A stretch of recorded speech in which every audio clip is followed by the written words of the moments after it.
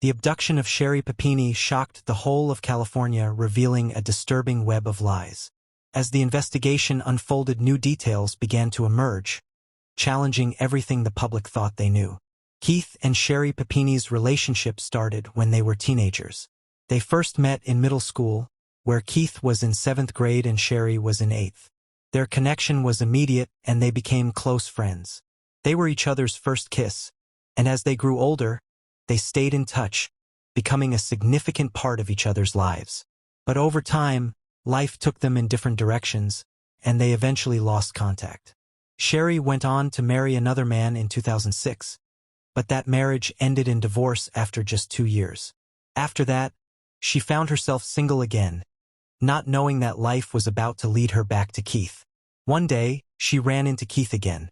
They had both changed in the years since they had last seen each other, but the spark between them was undeniable.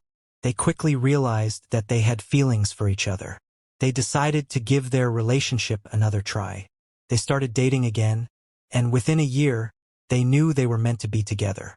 They got married in 2009, and soon after, they welcomed 2 children into their family. The family settled in Redding, California. Sherri worked in telecommunications, but after having children, she decided to leave her job and chose to stay home with the kids, and Keith worked at Best Buy as a member of the Geek Squad. From the outside, everything seemed perfect. They had a home, a family, and a good life together. On November 2, 2016, everything changed for the family. Keith came home from work to find that Sherri was gone. This was unusual because she was almost always home when he returned. At first, he thought she might have gone for a walk, but as time passed, and she didn't come back, his worry grew. He called the daycare where their children were, hoping she was just running late. But the secretary told him that Sherri hadn't picked up the kids that day. Keith's concern deepened. He decided to check the Find My iPhone app on his phone. The app showed that Sherri's phone was at the end of the driveway. Keith rushed outside to see what he could find. To his horror, he discovered Sherri's phone lying on the ground, her headphones nearby, and there were strands of hair tangled in the headphones. This discovery left Keith shaken and worried that something terrible had happened to Sherri. He immediately contacted the police. The Shasta County Sheriff's Office took the case seriously and quickly involved the FBI. Keith, desperate for answers, went public with his concern, speaking to the media and appealing for help in finding his wife. The media quickly picked up the story, especially because of Sherri's striking appearance of blonde hair and blue eyes and the fact that she was a devoted wife and mother. Her sudden disappearance captured the public's attention, and the case gained widespread coverage. As the investigation continued, the authorities received numerous tips from the public, but none of them led to any real progress. Despite the many calls and leads, no breakthrough came. The search for Sherri continued, but the mystery of her disappearance became more intriguing. Investigators turned their focus on her phone for any possible clues. When they examined her messages, they found some concerning texts between Sherri and her husband from a few months before. These texts hinted at tensions between the couple, raising the possibility that Keith might have played a role in her missing. Despite the growing suspicions, Keith was fully cooperative with the police. He offered to take the polygraph test, which he passed, clearing him of any immediate involvement. But there was more to the story. The police also discovered several messages on Sherri's phone from men posing as women. These men's messages seemed to suggest that Sherri might have been planning to leave Keith. This information added another layer to the case, leading detectives to question what was really going on behind closed doors.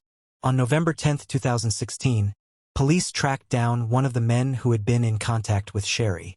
The man told them that he had met her 5 years earlier at a restaurant during a work event. While he didn't know where Sherri was, he shared some troubling details about her relationship with Keith. According to him, Sherri had often expressed fear of her husband, claiming he was toxic and would even lock her in their home. These accusations prompted the police to look into Keith's background, but after interviewing neighbors and friends, there was no strong evidence to back up the claims of Keith being toxic. People who knew the Papini family described Sherri as someone who had a tendency to be dramatic and attention-seeking. This made detectives wonder if the abuse accusations had been exaggerated or fabricated. Days after Sherri disappeared, On November 24, 2016, a call came on Thanksgiving morning.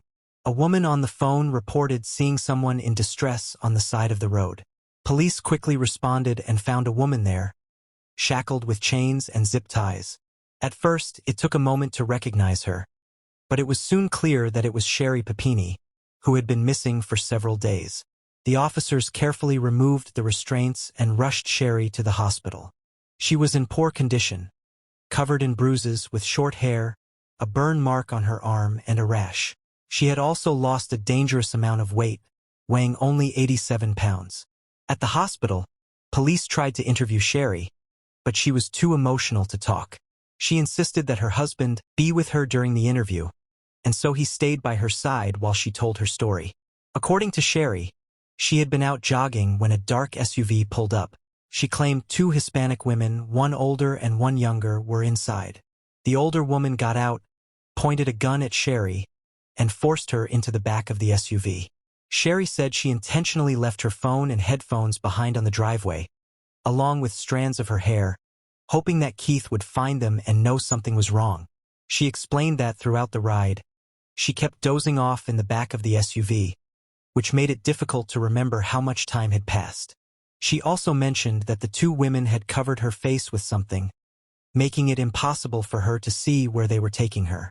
The women told her they were taking her to a man who wanted to buy her, but they didn't give any details about who he was or where he was. Sherri said she was terrified, not knowing where she was being taken or what would happen to her. Once in captivity, Sherri said one of the women physically harmed her. She claimed the woman hit her frequently, leaving her with bruises and injuries. Sherri also said the woman branded her with the word Exodus on her right shoulder, explaining that it was done to appeal to the man who wanted to buy her, who they said was a police officer. Sherri described her captors playing mariachi music constantly, making her feel even more isolated and trapped. She said she was locked in a room with a boarded-up window and sometimes confined to a closet with chains. This closet, she explained, was her makeshift bathroom with just a bucket for her to use. After being held for about 3 weeks, Sherri recalled hearing a gunshot one day. After that, the older woman was gone. The younger woman, who had been quiet up until that point, took over. She told Sherri to get in a car, and they drove along I-5. Eventually, the car stopped suddenly. The younger woman ordered Sherri out of the car. Confused and scared, Sherri complied. At this point, Sherri was left on the side of the road, still in restraints, and was eventually found by the police, leading to her rescue. However, as the investigation progressed, questions arose about the truth of Sherri's story and whether she had staged her own disappearance. When Sherri was found on the side of I-5, she was both relieved and confused. She didn't know if she had been given a chance to escape or if she was walking into something even more dangerous. There was no way to tell, just a lot of uncertainty. After she was found, the Shasta County Sheriff's Office held a press conference to announce her safe return. They claimed that Sherri had been kidnapped by 2 Hispanic women, which stirred up a lot of public concern. As people learned about her abduction, many directed their anger and fear toward Hispanic individuals, unfairly blaming them for the crime. Back at home, Sherri began attending therapy to help her cope with the trauma. Because she lived in California, she qualified for the Victims' Compensation Fund, which helps pay for therapy and other recovery-related costs. As time passed, Sherri became more reclusive. She stayed home much more than before and rarely left the house. About a year into the investigation, the police released a sketch of the 2 women they believed were involved in the abduction. Even after this, no new information or leads came forward. Then, the police made a shocking discovery. They found a male DNA on the underwear Sherri had been wearing when she was found. This DNA didn't match Sherri's husband. 2 years went by with little progress in the case. Despite their efforts, the police could not identify the male DNA. The investigation seemed to have stalled, but then, in 2020, a breakthrough came. The police decided to use familial DNA testing to track down the person behind the DNA sample. This technique analyzes DNA to look for potential relatives, which can help identify the suspect. The method has become a valuable tool in criminal investigations. When the familial DNA testing results came back, The police were shocked to find that the DNA matched a close relative of James Reyes, Sherri's ex-boyfriend. This raised new questions about his possible involvement in the case. Could James have had something to do with Sherri's abduction? The police decided to investigate further. In June 2020, they took a soda bottle from James's trash and sent it to the lab for DNA testing. A month later, they received the news. James Reyes's DNA matched the sample found on Sherri's underwear. After the police got the DNA results back, they went to James Reyes's home in Costa Mesa, California, to interview him about Sherri's case. James worked at a sports shop, and he was Sherri's ex-boyfriend from about 10 years ago. During the interview, James said that although they had broken up, he and Sherri had stayed in touch over the years. He admitted that he last saw her a year ago after their breakup and that he had heard about her disappearance and her return. When the police asked if he was involved in her kidnapping, James denied it, but eventually he admitted to being part of her disappearance, though he insisted he did not abduct her. Instead, he said he was just helping out a friend. James told the police that Sherri had reached out to him, claiming she was trying to escape from her toxic husband. He said that a friend had rented a car for him, which he used to pick up Sherri the day after she contacted him. According to James, when Sherri got into the car, she lay down in the back seat, and he drove her back to his home in Costa Mesa. Once there, Sherri stayed mostly in the bedroom. James went about his usual routine, and Sherri helped out occasionally by cooking and cleaning. She also covered up the bedroom window to block out the light. James mentioned that Sherri seemed to be intentionally losing weight, eating very little. Sherri asked James for help with some strange requests, to help her hurt herself like creating bruises on her body. She also asked him to shoot a hockey puck at her knee, which made James uncomfortable, but he did it anyway.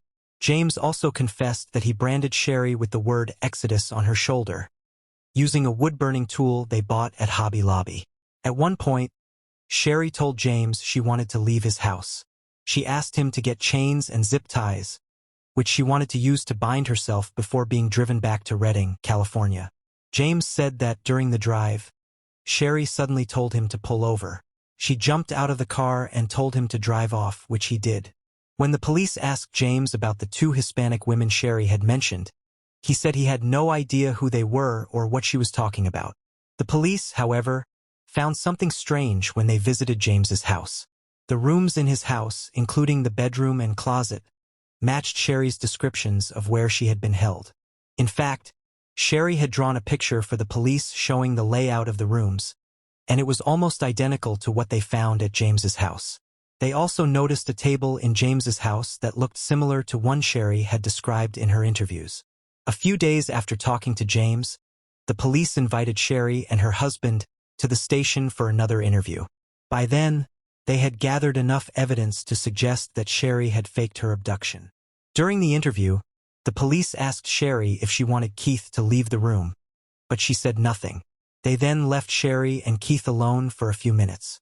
In that time, Sherri told Keith that she didn't want the police to find the woman who had supposedly kidnapped her. She explained that she owed her life to that woman because she had allowed Sherri to escape.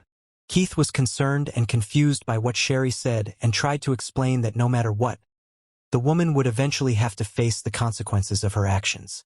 When the police returned, they confronted Sherri and Keith with the evidence. They told Sherri that they had a match for the male DNA found on her clothing, and it came from James Reyes, her ex-boyfriend. Keith recognized James's name immediately. The police explained that James had passed a polygraph test, and that the evidence pointed to Sherri having staged her abduction. They told Sherri that they had proof that she had intentionally lost weight during her disappearance, and that the rash on her arm was likely caused by cleaning supplies at James's house. They also revealed that the brand on her shoulder, which she had said was done by one of her captors, had been made with the wood-burning tool James had bought. Additionally, they mentioned that her broken nose wasn't from an abduction but from an injury she had inflicted on herself with a hockey stick. Despite the mounting evidence that she had staged her abduction, Sherri remained calm and continued to deny the truth. She told police she hadn't seen her ex-boyfriend James since they broke up years earlier, only meeting him once at his brother's funeral. However, the authorities had evidence to the contrary.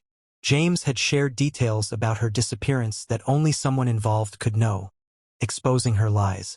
On March 3, 2022, Sherri was arrested by the FBI on charges of lying to federal investigators and faking her abduction. After 6 weeks, she agreed to a plea deal, admitting she had planned the whole thing. Her lawyers suggested a light sentence of 1 month in jail, followed by home confinement, but the state recommended a harsher 18-month sentence.